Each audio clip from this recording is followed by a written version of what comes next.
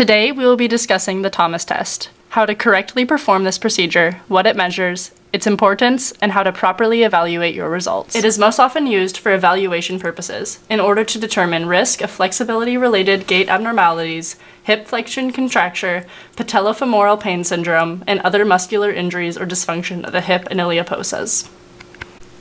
As far as equipment goes, the Thomas test is a pretty cost-effective and simple test to perform, as all that is needed is a flat level surface, such as an examination table or even the floor, and a goniometer to measure the angle of hip extension. Before the test begins, you want to make sure the participant is wearing non-restrictive clothing. For warm-up, we recommend a combination of leg swings, as well as lunges to properly warm up the muscles prior to testing.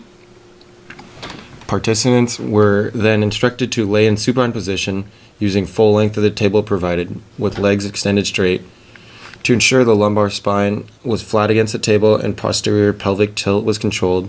The participant were then instructed to bring and hold both knees to their chest using both arms. From this position, the participant is instructed to let go of one of the legs and slowly lower and extend the leg that's being tested down onto the table.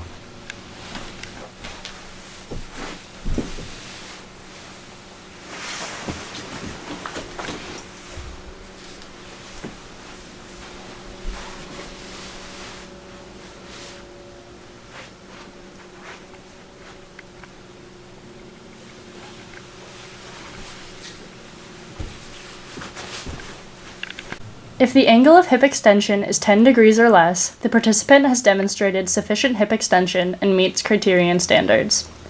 If the angle of hip extension exceeds 10 degrees, then the participant does not meet criteria, indicating increased risk of gait affects and flexibility-related muscular injury and dysfunction.